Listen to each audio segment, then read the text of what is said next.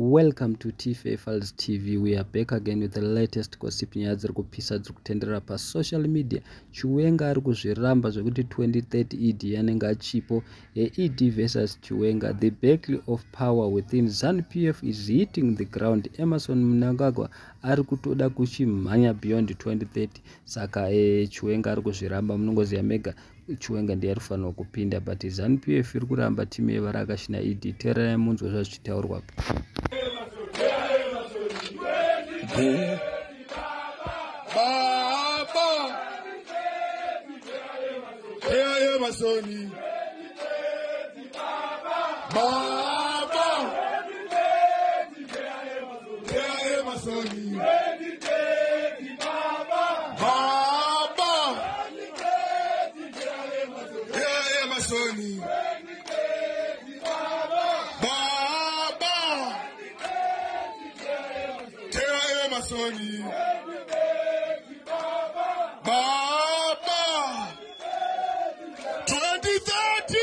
Vamunangagwa vanenge vachitonga.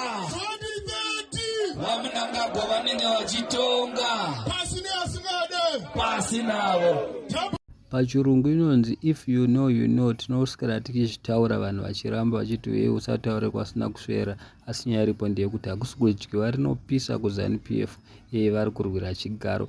Koziya mega Chiwenga ndiye aifanira kupinda, but nemaimiriro akaita zvinhu Ed Zanu Pf vari kuramba timu yevari akashi, vari kuda kuti vapinde futi for third time. Ndosekera muchingoswera muchinzwa zvindi 2030 Ed anenge achipo. Pane mavhidhiyo ari kutenderera vari kuti Chiwenga is ready. Tarisai muone, hatizive kuti vari kuzviwa nepi, asi rinogona kunge rinonzi third party. Inogona kunge iri Zanu Pf Ed, Zanu Pf Ed vari kukonzeresa, vari kuda kuti vanhu vafunge kuti Chiwenga ari kukonzeresa zvese. Handizigadzime kuti kudei, asi mavhidhiyo ari kutenderera all over social media zvichinzi Chiwenga is ready kuti apinde zvake pachigaro abise Ed. Zvinova izvo zviri kuitwa kuti vanhu vabvunzane kuti chii chiri kumbonyatsoitika.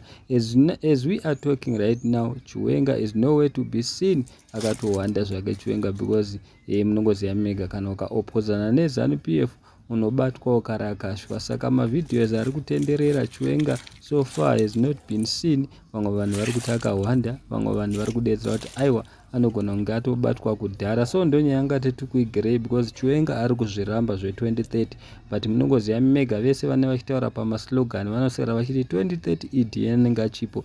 Hatisati tambonzwa Chiwenga achitaura nezvekuti 2030 Ed anenge achipo, ende iye Ed hatisati tambomunzwa achiendoza Chiwenga. Ed anofanira kutotaura nekuti Chiwenga ndiye achapinda, ndiye achabata, ndiye achapinda panyanga, but hatisati tambomunzwa kubvira kudhara. Even now you'll never hear Ed achiti Chiwenga ndiye achapinda.